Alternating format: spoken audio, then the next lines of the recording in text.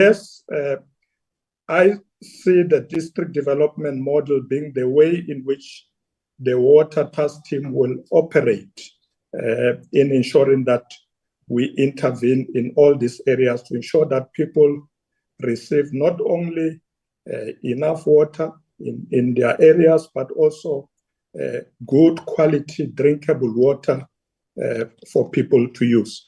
Thank you very much, Honorable Moima.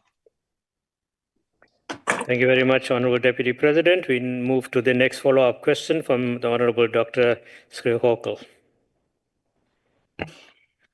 Thank you, Deputy Speaker.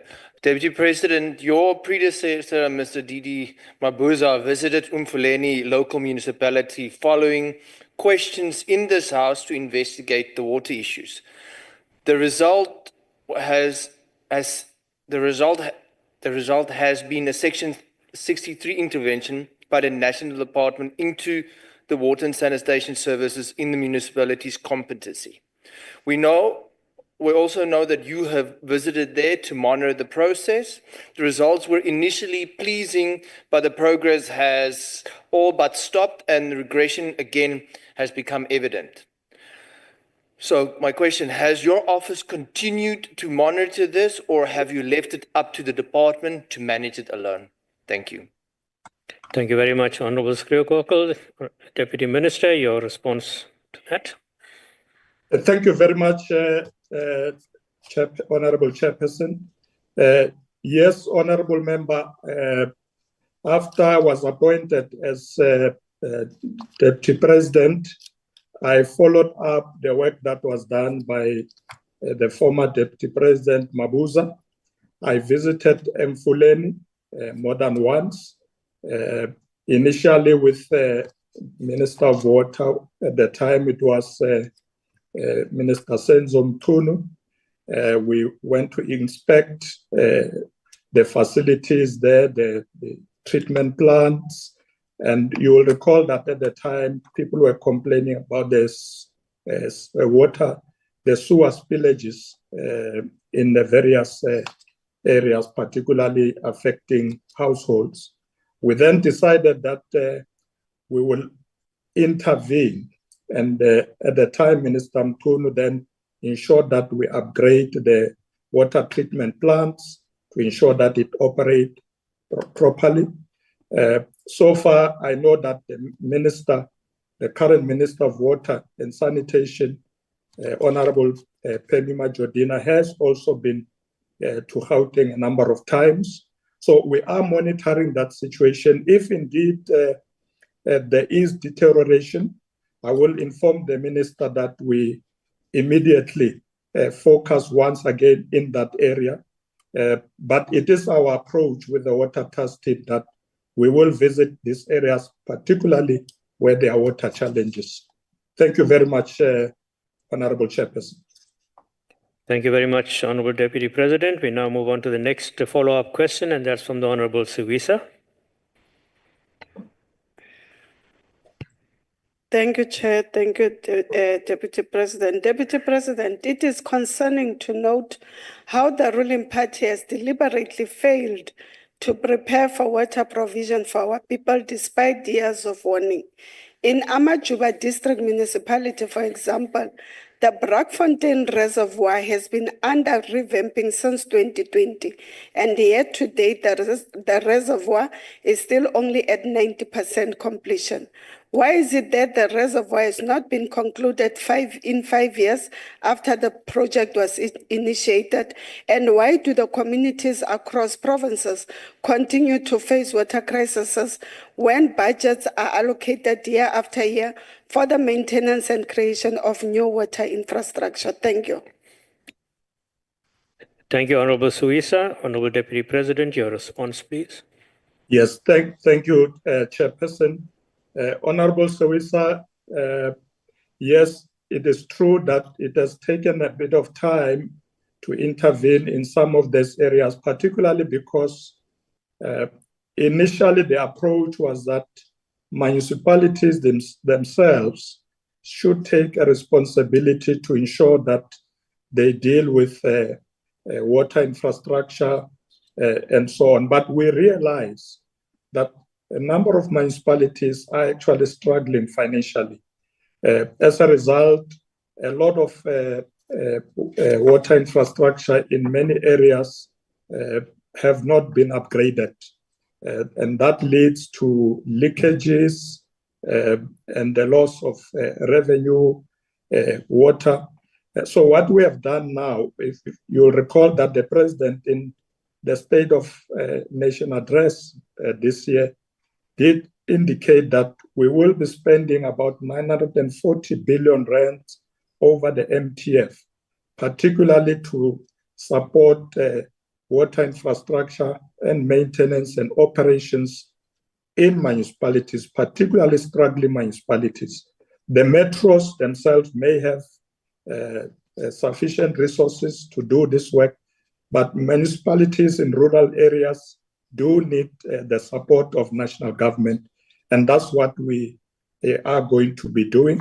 We have started that work, and we are ensuring that we deal with this aging infrastructure in many areas to be able to supply water properly to communities. Thank you very much, Honorable Chairperson.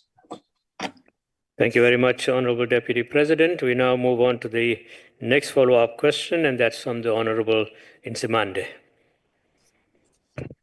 No, thank you, Deputy President.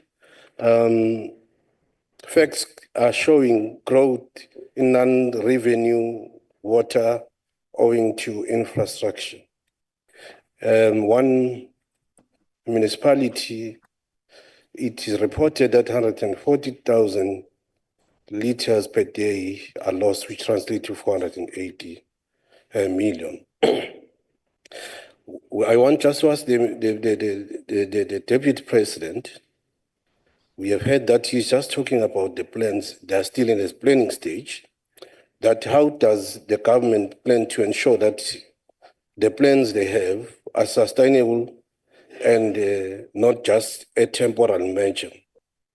But secondly, how is the government intending to deal with the challenge that is growing in relation to the percentage of risk for treatment water plants, which is now above 70%? Thank you.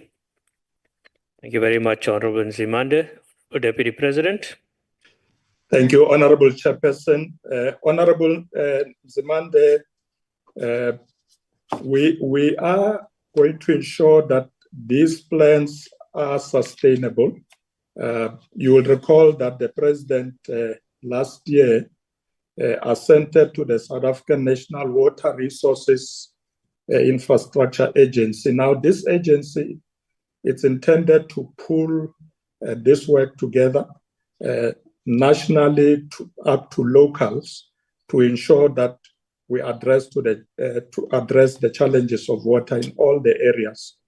So I believe that with the implementation of this decision, we are going to be able to deal with these problems decisively. In fact, when the President spoke this morning at the Water Summit, he indicated to the delegates there that we are going to put strict timeframes on all these plans. So we're not just going to say, oh yes, we've got good plans to deal with challenges of water. We are going to put strict timeframes to ensure that all these plans should be implemented by particular dates so that we can hold people accountable. So that's the serious manner in which we take this matter. As the President said this morning, that people can't live without water. You may live without other things, but water is a necessity. As I said earlier, water is life. So we are going to ensure that these sustainable plans are monitored and to ensure that there's accountability, to ensure that they are implemented everywhere to ensure the improvement that we seek. Thank you very much, Chairperson. Thank you very much, Honorable Deputy President. We now move on to the next set of questions, and that is question number 2 that was posed by the Honorable Boshoff, the question that deals with service delivery and job job creation. Honorable Deputy President, your response to that question. Thank you. Thank you very much, Honorable Chairperson. Honorable Bishops, thank you very much for this important question. Honorable members, the National Development Plan 2030 outlines a long-term economic growth strategy focusing on macroeconomic stability, structural reforms, and improved state capability to achieve sustainable growth, address inequality, and promote inclusive growth. As government, we must tackle the financial and operational challenges within our state-owned enterprises to boost growth. Hence, we have introduced a number of initiatives. To this end, government will spend more than 940 billion rand on infrastructure over the next 3 years, including 375 billion in spending by state-owned companies or enterprises themselves. Transnet has developed a 5-year capital investment plan that focuses on infrastructure rehabilitation, capacity expansion, and freight logistics modernization. Transnet will further invest 127.7 billion rand on rail, port, and pipeline infrastructure over the next 5 years to increase network efficiency and boost long-term economic development. The investment plans include, amongst others, rail infrastructure rehabilitation, addressing backlogs in locomotives availability, track maintenance and signaling systems to restore reliability and improve operational efficiency. Number 2, port expansion and modernization.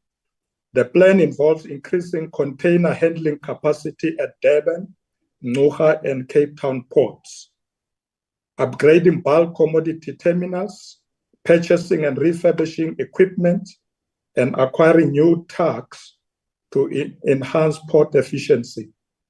Pipeline infrastructure investments, expanding fuel and gas pipeline capacity to enhance energy security and efficiency in fuel transportation. Given Transnet financial constraints, the funding required for these investments will come from multiple sources, that is the private and public sector, but also including Transnet's own balance sheet. Transnet plans to improve logistics, reliability, support industrial expansion, and facilitate trade growth in South Africa's freight transport system.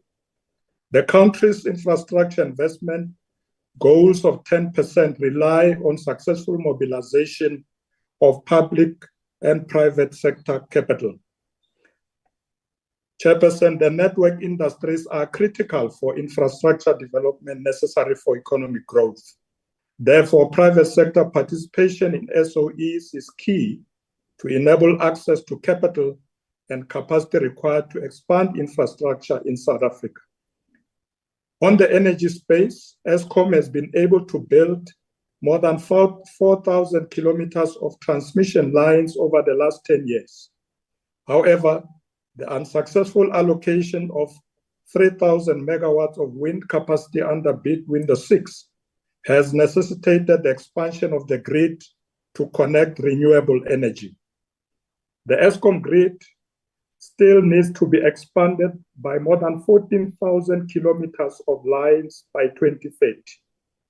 Furthermore, government has announced the launch of independent transmission projects, ITPs, which is a key initiative to transform the country's energy and infrastructure sectors.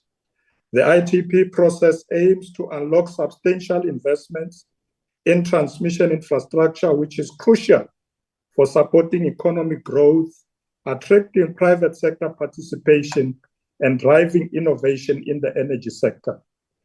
The triple Ps in South Africa can benefit citizens by utilizing private sector resources and expertise to address public needs, improve service delivery, and stimulate economic growth. By aligning government and private sector objectives through consultative and participatory techniques and regular communication, resources can be efficiently used for a larger population. In conclusion, Chairperson, government and the private sector must therefore collaborate to assist ordinary South Africans, especially those from historically disadvantaged communities, to play a meaningful role in the mainstream economy and facilitate the creation of job opportunities, particularly for the youth of our country. I thank you, Chairperson. Thank you very much, Honorable Deputy President. We now move on to the follow-up questions, and the first follow-up question would be from the Honorable Boshoff. Thank you very much, Honorable Chair. Just to the Deputy President, can I do my response with a swing, with the music in the background? Deputy President, I'm happy to hear that you are now speaking to private participation, because that's what we've been advocating for years. And in your Financial Times interview, you said that privatization is no longer perceived to be a swear word amongst the ANC contingent. As well, in the recent SONA, the President stressed the need for private sector partnerships to rescue struggling SOEs like Eskom and Transnet. However, Deputy President, despite these statements, we continue to see inefficiencies, mismanagement, and service failures.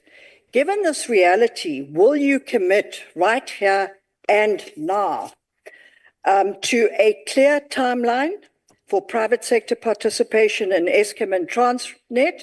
And can you provide a specific deadline for when South Africans will see measurable improvements, or are we again to expect more talk without action? Thank you, Chair. Thank you very much, Honorable Boshoff. Honorable Deputy President, your response. Thank you very much, Chairperson, Honorable Chairperson, and thank you, Honorable Boshoff, for the follow-up question. Yes, Honorable Boshoff, the important thing is that we must see implementation. In fact, that's what Cabinet is focusing on now. We have enough plans.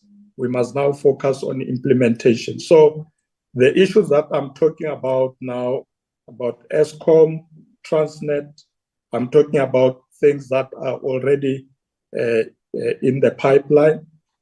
A lot of these processes to ensure public sector participations will be rolling out in the course of this year. And I'm sure that many of them would be concluded before the end of this year to ensure that we see implementation, because it is quite urgent that we sort out the problem of our rail infrastructure, sort out logistics and challenges in our ports. It is also important that we do have capacity in terms of our transmission networks. So some of the processes to invite the private sector are already rolling out as we speak. And I'm sure that we will see in the course of the coming few months that a lot of these agreements with the private sector will indeed be concluded. Thank you very much, Chairperson. Thank you very much, Honorable Deputy President. The next follow-up question will be taken by the Honorable Nonkonyana. Chairperson and honorable members, I rise, Deputy President, to thank you very much for your elaborate reply. It must be emphasized, Mr. President, Deputy President, that state-owned enterprises play a pivotal role in transforming the economy of South Africa and serve as a vehicle for achieving improved economic growth and reduction of poverty. However, this requires to ensure that they have sound governance systems and structures that are functional, as well as the officials that are skilled to perform their duties.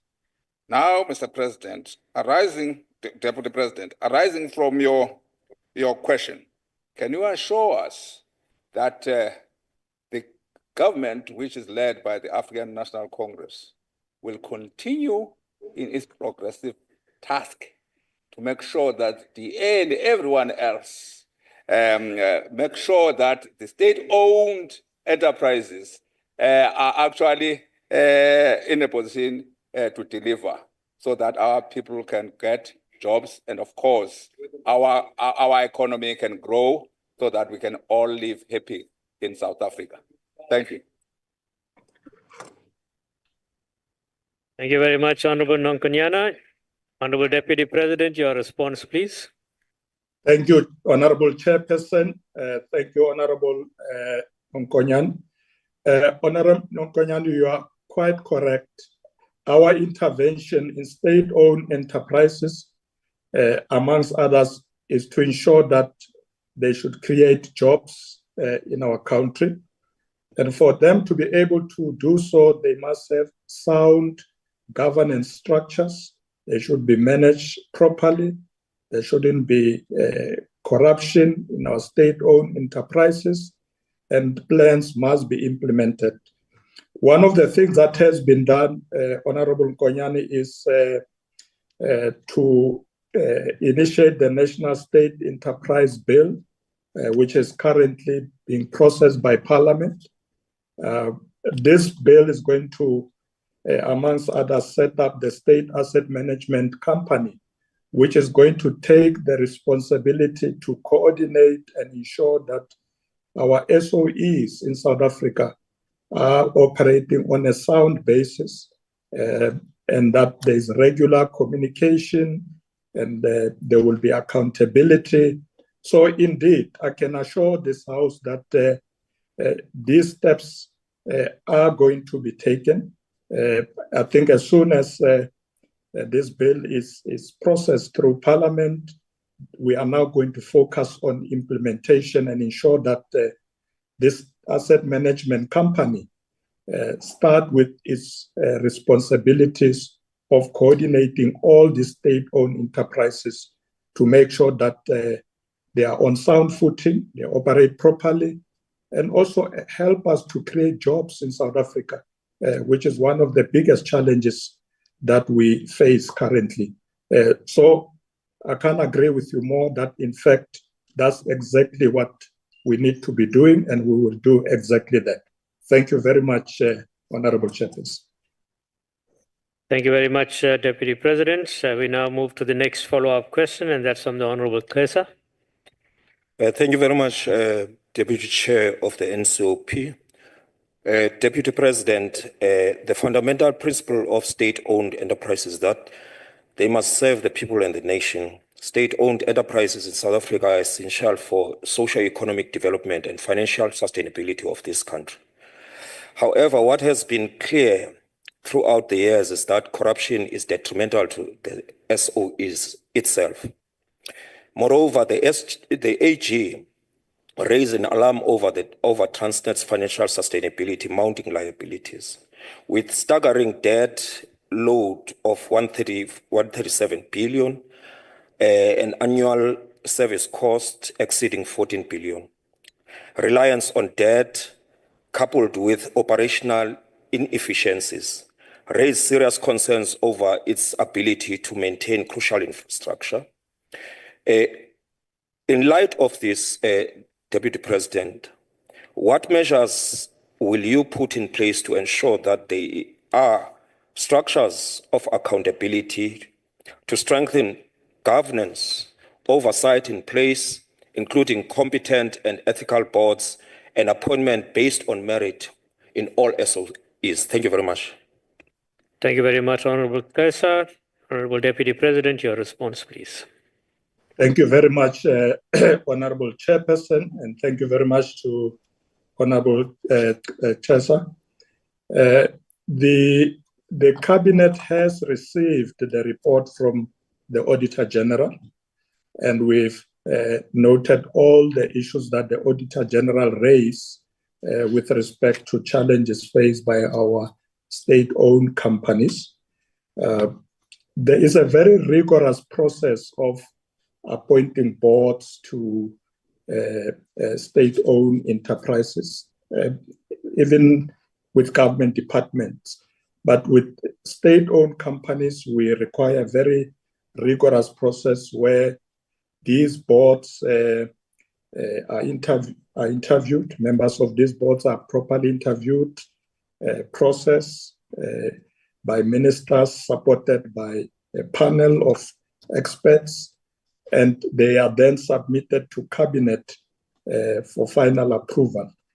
And once people have applied and are being processed, there is also a very rigorous process that ensures that all the applicants are screened properly using state authorities that are given that task.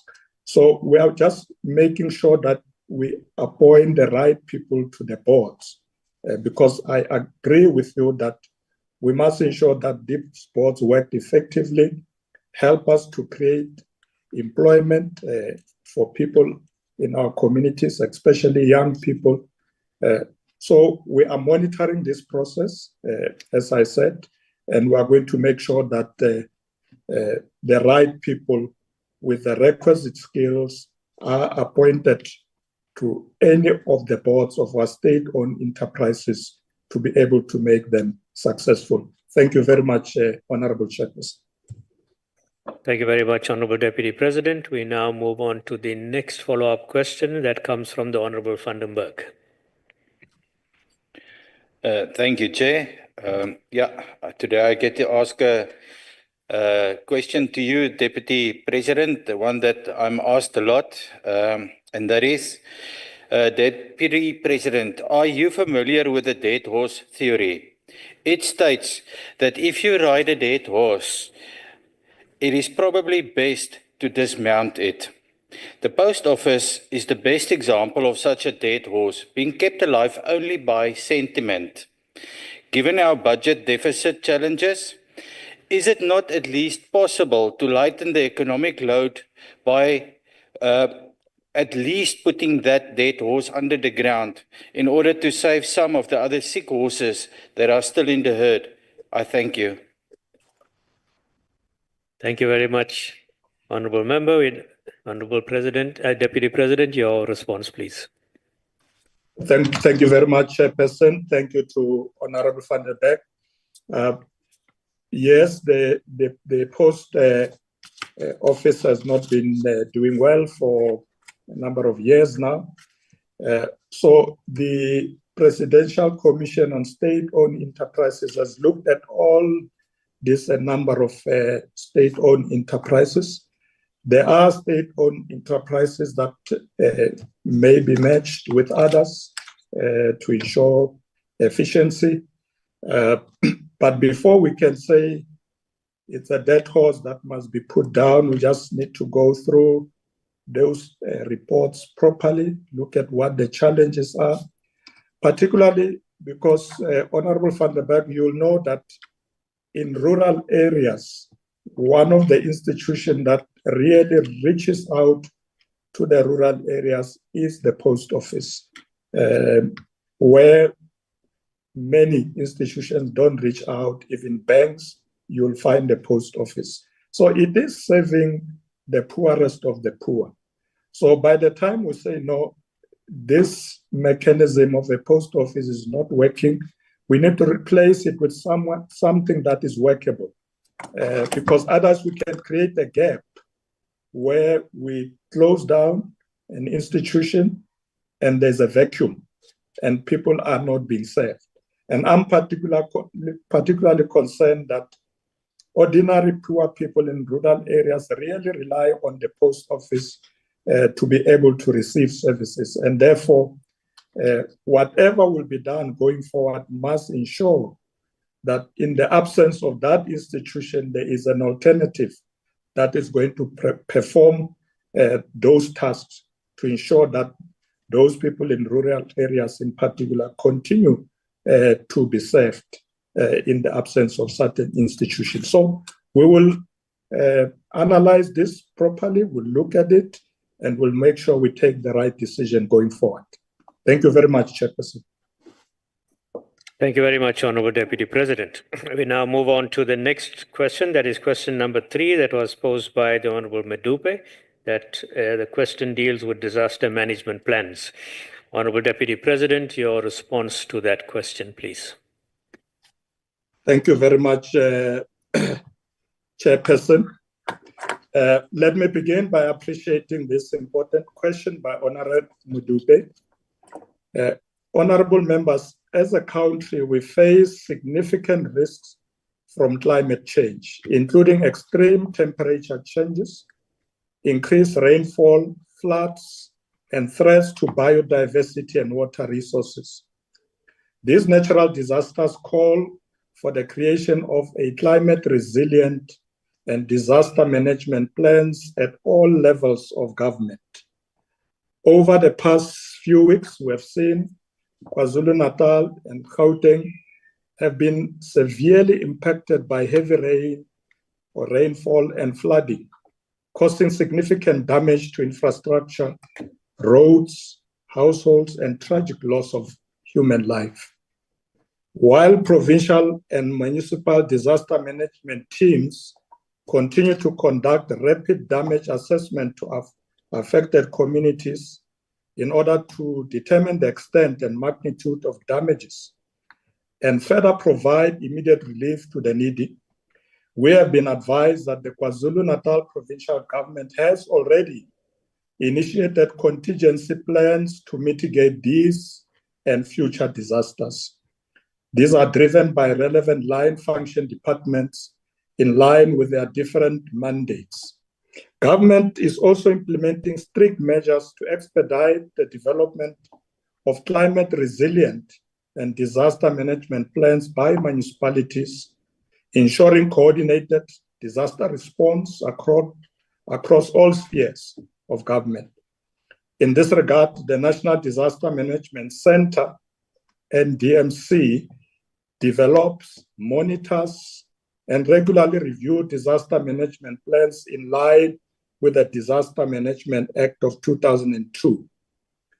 The Disaster Management Act mandates all government organs to create disaster management plans to prevent, mitigate, prepare for, and respond to and recover from disasters.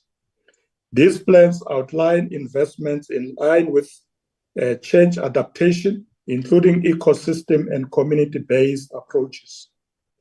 In terms of a unified approach to disaster and preparedness by municipalities and districts, the National Disaster Management Center and provincial disaster management centers are required to develop plans to ensure risk mitigation, public safety, infrastructure resilience, resource allocation, coordination and communication, and public awareness and education.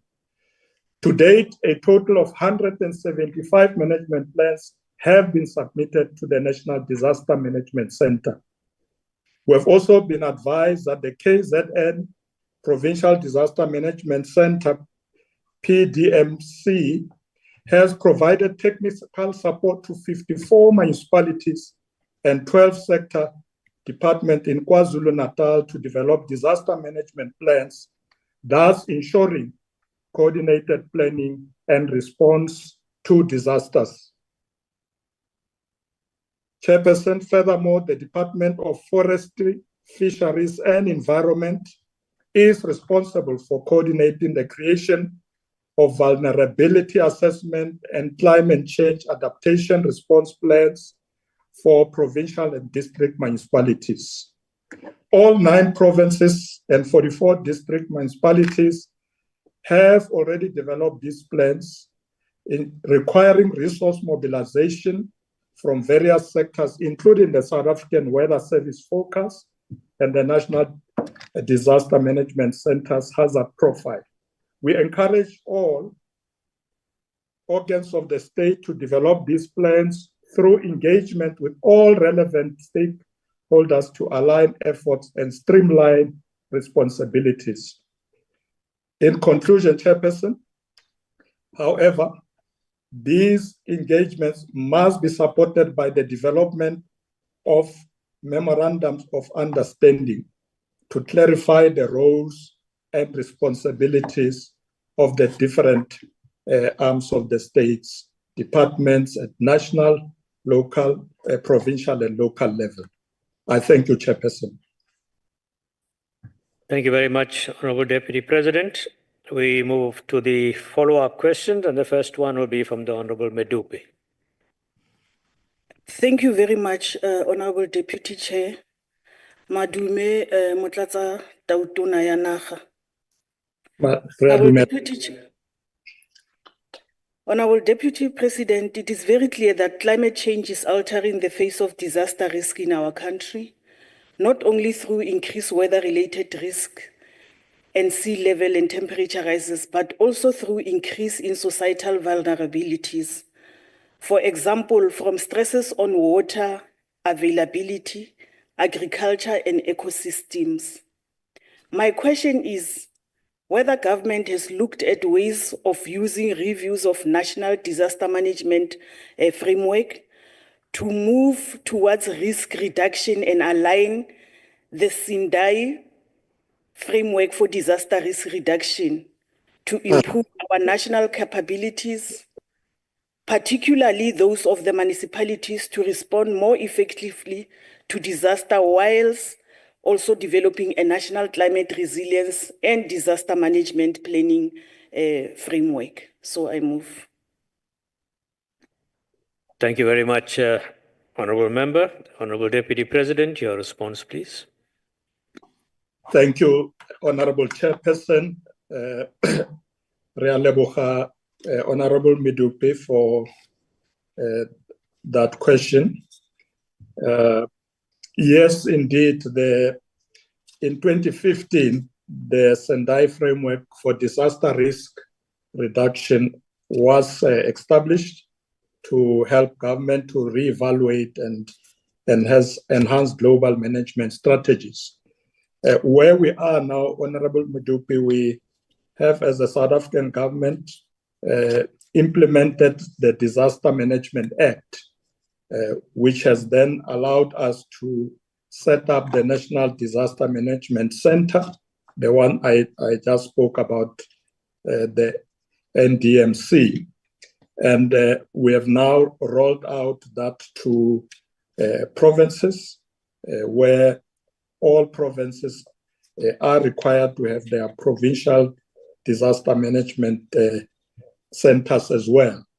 And of course, this will then assist us to be able not to respond only adequately to disasters, but also to ensure that we can come up with preventative measures, because we think it's important that because we are prone to disasters in many of our provinces now because of climate change, it's important that we focus on preparedness beyond just to ensure that we can respond when there are disasters. So a lot of focus is now put on preparedness to ensure that we can streamline our intervention, increase awareness before the disasters hit. So yes, Honorable Dupe, that has been done, and there is coordination now from the National Disaster Management Center with the provincial disaster management centers as well. They are all working together to ensure that we are well equipped and well prepared to deal with the disasters that we will be facing. Thank you very much, Honorable Chairperson. Thank you very much, Honorable Deputy President. We now move to the next follow-up question, and that comes from the Honorable Pinar. Thank you, Chairperson. It's just a pity the Deputy President's not here so I can look him in the eye today. Deputy President, the district development model has failed as is to be expected with any forced centralized system. When will you put an end to this experiment? Or are you using the DDM model to regain control at those local municipalities where the ANC has lost a majority? Thank you, Chairperson. Thank you very much, Honorable Pinar. Honorable Deputy President, your response. Thank you very much, Honorable Chairperson. Honorable Pinar, what we are doing with the DDM is to ensure that we do what we call the whole of government approach. In other words, national government, provincial and local government work together to deal with the challenges that our communities are facing. So even with respect to disasters, we find it a very useful approach to use the DDM approach to deal with the issue of disasters.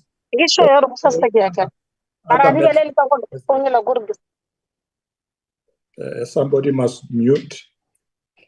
Yes, apologies for that, Honorable Deputy President. Could that Honorable Member please mute and remain muted? Please proceed, Honorable Deputy President. Oh, Chairperson, I was saying to Honorable Pinar that where you have the national government, provincial and local government working together has proved to be very useful, because we pool our resources together, we create what we call one plan, and we then intervene and implement together. We think it's a very useful approach. So when you deal with disasters, in most cases, it will not be left only to a local municipality or even a province, but the national comes in to be able to deal with any kinds of disaster as well, because there's capacity at different levels. You may have a disaster in a local area, but there is no capacity there to intervene. So the DDM approach then becomes vital to ensure that we are able to deal with those challenges decisively. Thank you very much, Chairperson. Thank you very much, Honorable Deputy President. The next follow-up question is from the Honorable Chirwa Mpongose.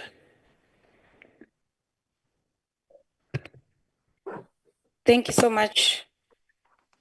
Thank you so much, Chairperson. Deputy President, it has now become a yearly reality that as South Africans enter a change of season, they are often subjected to tragic but predictable natural disasters in the form of floods. However, recent floods in KZN and other parts of the country have revealed that disaster management is not geared or capacitated to respond to natural disasters. Our oversight visit in Northwest at Potchefstroom, for instance, has indicated that municipalities are not ready to respond to any natural disaster. And in light of this, what then urgent steps of intervention have you taken to ensure that municipalities have functional disaster management centers? And what are your plans to better improve, including additional resources and more advanced technology efforts for disaster centers to ensure the safety of our people? Thank you so much. Thank you very much, Honorable Chirwa Mpongose. Honorable Deputy President, your response. Thank you very much, Chairperson. Honorable Chirwa, as I indicated earlier, there are now more than 175 disaster management plans that have been submitted to the National Management Center, Disaster Management Center. And these are coming from all the local areas. So we are working with them. We are supporting the provincial disaster management centers so that they are able to assist local municipalities, because as you also know, and all of us know, that disasters always happen at the local level, but often there is no capacity there. So what we are doing now is to ensure that we bring to bear this capacity that is so needed to be able to deal with disasters, because the issue of climate change is so real now. So you are correct to say that we should be predicting this. It's no longer a question of thinking maybe there will be a disaster. I think now it's predictable, looking at climate change, that we need to be ready. Also, Honorable Chirwa, it's also important that government coordinates as a whole, bring other departments, your human settlements, because In some of areas, you find that people build their homes or their houses on flat lines, and that should be avoided. So it's a question of government working together and ensuring that settlements are built in proper places, not in flat lines. Must not build settlements where people are vulnerable to strong winds and all these issues. So yes, I agree with you that we need to move fast with proper plans to ensure that we're not caught by surprise. Thank you very much, Honorable Chairperson. Thank you very much, Honorable Deputy President. We now move to the next follow-up question, and that's from the Honorable Briet. Thank you, Deputy Chair. Deputy President, I have to respectfully disagree with you. It doesn't help that we have plans and that we are looking at capacitating disaster management according to the DDM model, because we have disaster management centers in our districts and currently they are not working, even those that are capacitated. And an example of that is, and the worst time span was that the drought in the Free State in 2014, the funds for that was only paid out in 2019, 2020. That is 5-6 years later, which means that those farmers, those communities that were in dire need of disaster management and disaster management funding were helped after the fact, where many of those businesses had already closed down. So I would like to find out from you, how are you going to ensure that these disaster management centers effectively work and that we do not see disaster management centers only acting 6 years after the fact and our communities being at a risk once again? I thank you. Thank you very much, Honorable Honorable Briet. Honorable Deputy President, your response, please. Thank you very much, Honorable Chairperson. Honorable Briet, indeed, proper interventions require funding. What we are doing as national government, we are getting the National Disaster Management Center to be able to assist provinces, to be able to assist locals, to be able to intervene. So we are not just saying let's have plans, let's be prepared, but we must also be prepared to put resources to assist, particularly these municipalities that don't have resources to deal with these disasters. So we are factoring that in our plans. The question of funding is not just we making plans and say, okay, you local municipalities in rural areas and poor areas, you'll say to finish. We are supporting them, and we are going to make sure that this is properly coordinated. You remember I indicated that the Disaster Management Act of 2002 was put in place in order to ensure that the state at all levels coordinate their plans, but also that means the plans must be followed by resources to ensure that we can succeed in what we are doing. Because if we just have plans and we don't resource them, what you are observing will continue to happen, that these centers won't work, they are not able to intervene. So we are going to follow up. We are going to make sure that through the DDM model, we go down to those areas, we work with them, we help them so that those centers can work. Thank you very much, Chairperson. Thank you very much, Honorable Deputy President. That brings us to the close of that question. We now move on to question number 4, honorable members. And that question was posed by the Honorable Makasini, and that deals with land claims. Honorable Deputy President, your response, please. Thank you very much, Honorable Chairperson. Once more, let me thank Honorable Makasini for asking this important question. Honorable members, we have always maintained that the finalization of outstanding land claims remains one of the key priorities of this government. Over successive years, we have made good progress regarding the settlement of land claims, and returning the land to those who were previously dispossessed. However, much more still needs to be done. In accelerating land access and land reform, government is working towards the inclusion, the conclusion of restitution cases, which includes prioritizing all order claims that would see the transfer of legally secure and legally registrable tenure to claimants with settlement packages. The Commission on Restitution of Land Rights has developed a backlog reduction strategy to create a detailed database of all outstanding claims to be settled. The strategy focuses on improved policies and standard operating procedures to reduce the time it takes to settle land claims.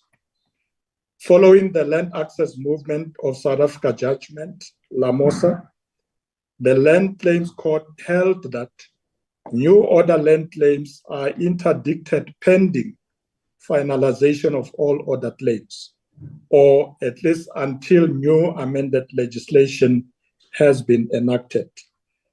In this regard, Honorable Chairperson, the Commission on Restitution of Land Rights is prohibited from processing any new order claims lodged between July 2014 and July 2016 until it has settled all or referred to land claims by the Land Claims Court, all claims lodged on or before 31st December 1998. In terms of this order, those claims cannot be prioritized. The new claims cannot be prioritized until those are attended to. The Commission has improved the speed of finalizing all order claims. However, the main constraint is the lack of sufficient financial resources. As part of the 2025 budget review statement, the National Treasury has indicated that the Department of Land Reform and Rural Development will expedite the finalization of outstanding land claims, prioritizing old order claims.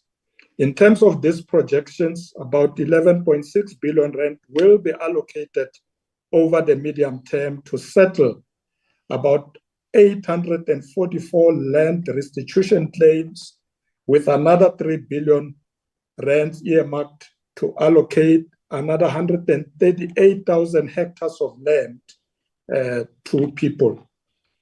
The Interministerial Committee on Land Reform and Agriculture will continue to coordinate and collaborate with key lead departments to improve the turnaround times and also our capacity to fast-track the settlement of land claims. And this we will do in support of the country's broader land reform objectives. I thank you, Chairperson. Thank you very much, Honourable Deputy President. We go to the follow-up questions, and the first one is from the Honourable Makasini. Thank you, Deputy Chairperson. Greeting, Deputy President. Deputy President, there are about 5,600 old order claims that are yet to be settled from 1998, which means it's 27 years that is outstanding. The Commission of Restitution of Land Rights has indicated that they are able to settle not more than 300 claims per year, meaning that it will take 20 years to settle the older claims that are within the department. There are still over 100,000 new claims that are locked up because of the LAMOSA judgment. Consider all this. Has the government considered this land redistribution component of considering all this claim has a completely failed program? Because if do we have any rethinking approach of any new approach that will make the process to be faster? What is your plan that is entailed to make sure you increase the capacity? Because you cannot wait another 20 years to settle while you have a backlog of 100,000 that are in the department. Thank you very much. Thank you very much, Honourable Makasini. Honourable Deputy President, your response to that. Thank you very much, Honorable Chairperson. Honorable Makasini, the Commission on the Restitution of Land Rights has also introduced what they call Project Kuyasa. And through this project, they want, amongst others, to come up with a strategy that will help us to reduce this backlogs faster. They want to put in business processing systems, come up with financial modeling that is going to be helpful, and so on. So they are coming with plans to ensure how we can deal with this matter faster. The new minister responsible for land reform has also been visiting all provinces, particularly where there are backlogs, and engaging with structures there in order to assist. So we agree that it has taken long, but the minister knows that what is needed now is to fast track. And I can assure this House that the minister is out there almost every week in all provinces. And I'm sure when it comes to the House to answer questions, he'll give you more details about the process and the progress we're making. We are putting more resources, as I've indicated, to be able to assist. Let me also say in conclusion, Honorable Kasini, that one of the challenges we face is sometimes the conflict that comes up with this projects. When we are about to redistribute land, ensure restitution, sometimes we then get into difficulties of conflicts amongst communities and members of particular households and so on. So it does sometimes really hold us back. But we agree with you that we do need to move to a situation where we can now move in with new claims. And as soon as we can settle this, all other claims, the better. And I can assure you that the minister is doing his best to ensure that we deal with this backlog. Thank you, Chairperson. Thank you very much, Honorable Deputy President. The next follow-up question is from the Honorable Dlamini.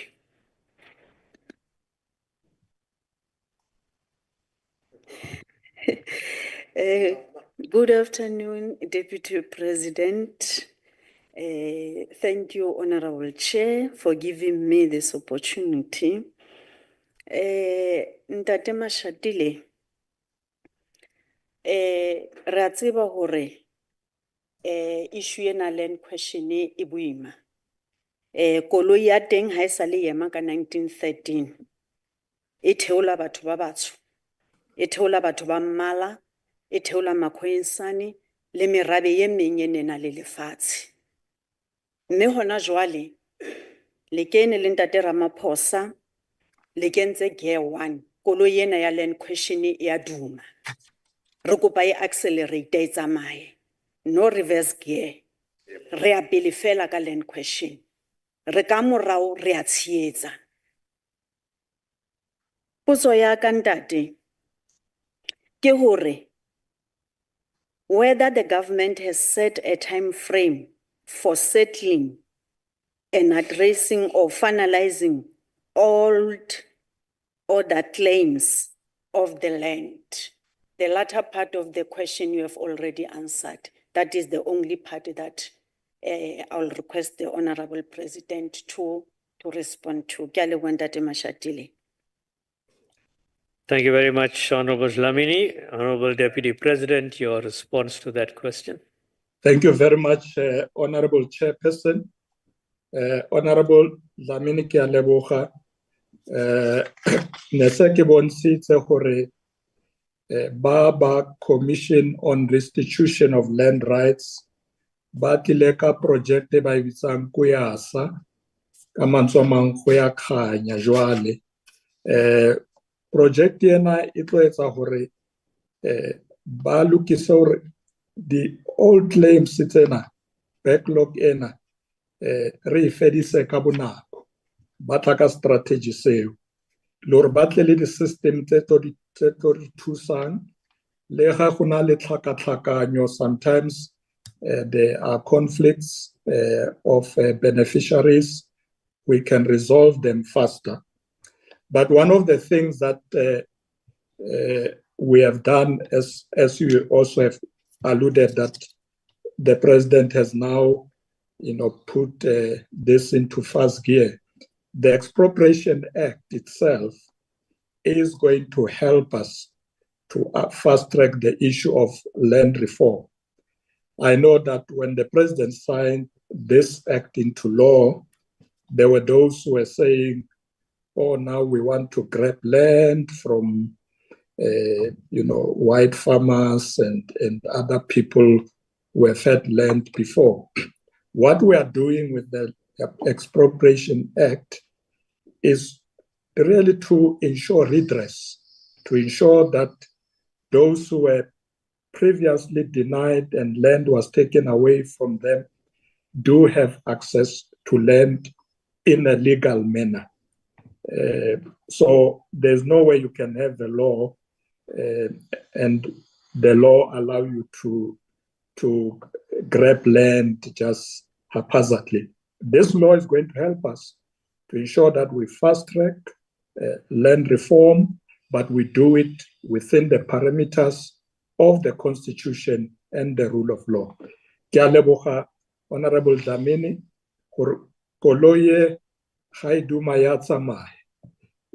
We are going to make sure that our people do receive land, ba kgone go lema le bona, ba kgone go aga dintlo tsa bona mo lefatsheng la bona. Thank you very much, Chairperson. Thank you very much, Honorable Deputy President. We move on to the next follow-up question that comes from the Honorable Swart. Thank you, Honorable Chairperson.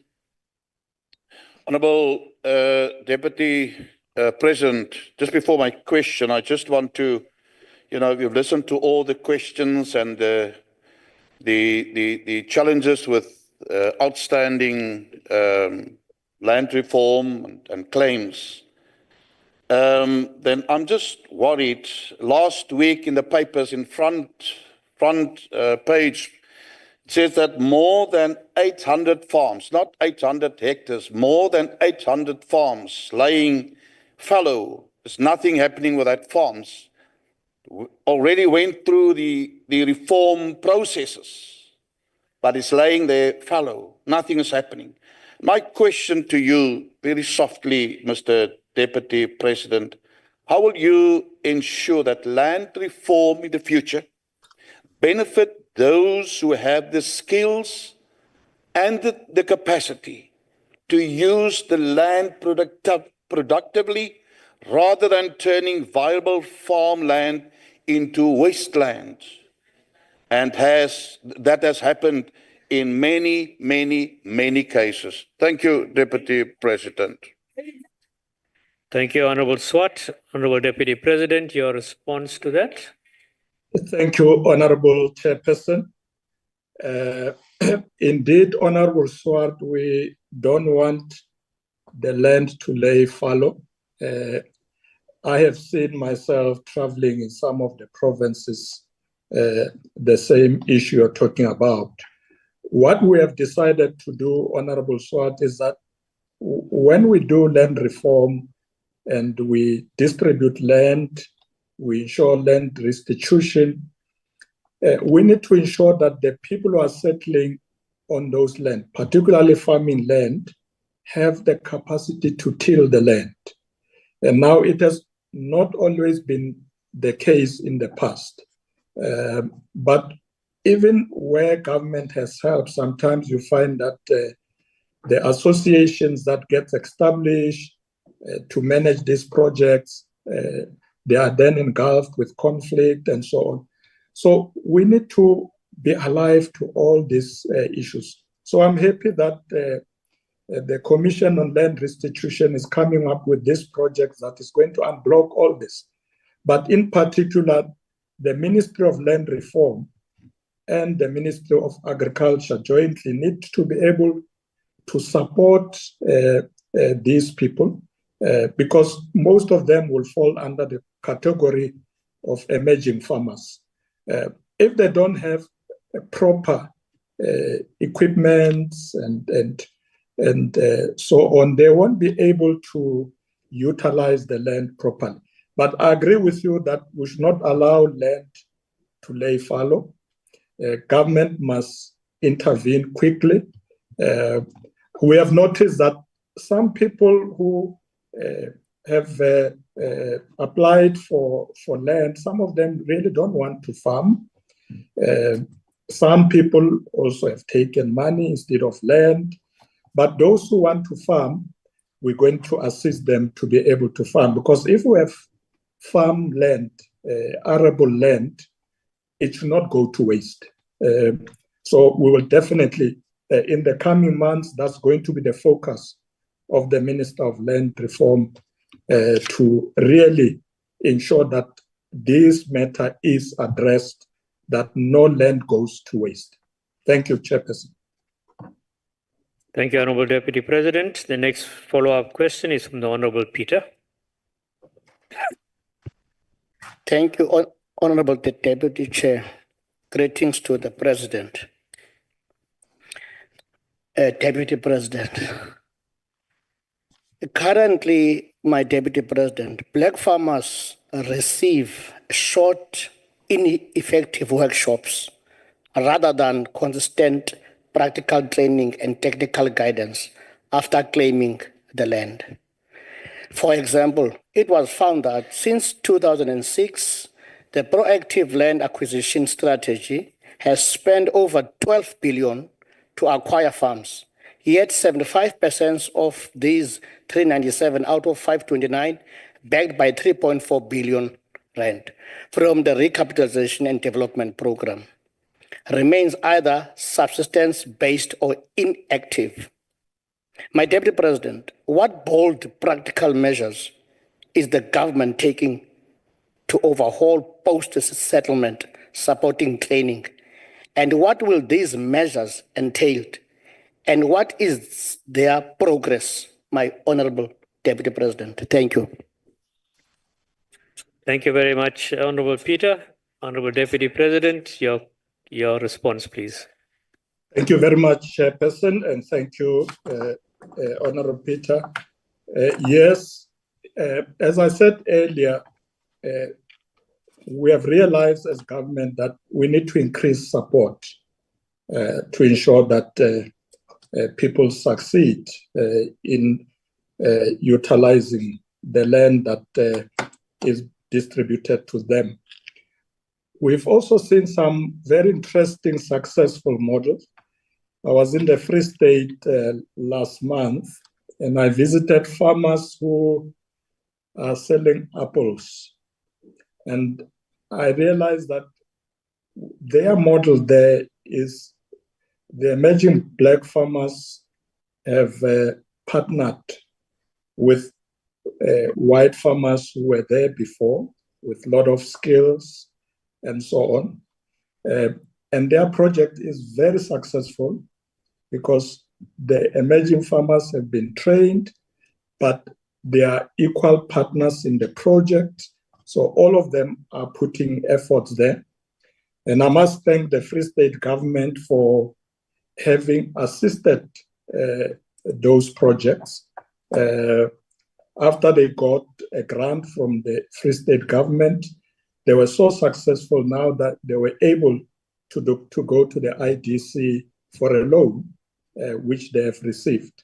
And they are now able to export their products internationally. So I think with adequate support from government at provincial level, but also national level, to these people who are receiving land, these projects are going to be successful. We just need to make sure that there are good development financing models that are there to assist to ensure that land reform becomes successful. I do want to see a situation in many of these provinces where this arable land is put to good use. And this model that I'm speaking about, I've also seen it in Mpumalanga. When I visited Mpumalanga, I found that there are these partnerships of those who have the experience and the skills working with the emerging ones, and together they are implementing very successful projects. It's something that we are encouraging as well. But as I said earlier, government will put more resources in support of people who are claiming land, but also support them, those who want to farm, to be able to use the land productively. Thank you, Honorable Peter. Thank you very much, Honorable Deputy President. We now move on to the next question, and that is question number 5, that deals with the reassessment of troops. And the question was put by the Honorable Mokoena, but it has been informed that the Honorable Majola will stand in for the Honorable Mokoena. Honorable Deputy President, your response to that question. Thank you very much, Honorable Chairperson. Let me thank Honorable Mokoena, represented by Honorable Majola now, for this important question during this time of our history. Honorable members, South Africa remains committed and supportive to ongoing peace efforts on the African continent, in line with our own foreign policy vision of a prosperous and peaceful continent. South Africa's contribution in peace support operations should not be measured in isolation, as the country participates through missions mandated and/or authorized by multilateral institutions such as the United Nations, African Union, and South African Development Community, SADC. Honorable Chairperson, undertaking peacekeeping responsibility involves serious challenges and uncertainties. The recent death of 14 brave SNDF soldiers in the DRC who were dedicated to their mission and committed to peace is a clear indication of these challenges. Once again, we would like to send our deepest condolences to the families of the deceased SNDF soldiers and also wish those injured speedy recovery. Chairperson, on the 13th of March this year, the South African Development Community, SADC, held an extraordinary summit to address the security situation in the Democratic Republic of Congo, DRC. The summit expressed concern over the ongoing deterioration of the situation in the Eastern DRC and resolved, amongst other things, to do the following. Firstly, to terminate the mandate of the SAMI DRC and directed the commencement of a phased withdrawal of SAMI DRC troops from the DRC. Secondly, to emphasize its commitment to addressing the ongoing conflict in the DRC and supporting interventions for lasting peace and security in Eastern DRC, in line with the SADC Mutual Defense Pact of 2003. Third, reaffirm commitment to continue supporting the DRC in its pursuit of safeguarding its independence, sovereignty, territorial integrity, sustainable peace, security, and development. And fourth, to reiterate the decision from the joint summit of the East African Community and SADC to merge the Luanda and Nairobi processes and inclusion of more facilitators to enhance the building process. Honorable Chairperson, let me reiterate that the decision by SADC to withdraw the SADC mission in the DRC should not be seen as a sign of defeat or an abandonment of our peace effort. Rather, it should be seen as a confidence-building measure to ensure peace and stability in the Eastern DRC. To further strengthen the peacekeeping efforts, the Joint Summit of the Heads of States and Government of the East African Community and SADC held a virtual meeting on the 24th of March to deliberate on the report of the joint EAC and SADC ministers on the security situation in the Eastern DRC. The Joint Summit directed the commencement of the implementation of the report and the roadmap. The Joint Summit also appointed eminent persons and a panel of facilitators to oversee the implementation of this process that includes, amongst others, former President Kgalema Motlanthe to be part of this panel. In conclusion, Chairperson, in this context, we welcome the recent progress and commitment made by the East African Community and SADC, and we also welcome the government of the DRC and Rwanda's commitment to an immediate and unconditional ceasefire. The President and myself will also continue intervention in other parts of the continent, including South Sudan, to try and avert the return to full-scale war and holding instead of peaceful elections in that country. I thank you, Chairperson. Thank you very much, Honorable Deputy President. We go to the first follow-up question, and that is from the Honorable Majola. Thank you very much, Deputy Chair. And thank you very much, Deputy President, for your detailed responses. On your responses, you highlighted a number of intended outcomes with regards to our involvement in DRC.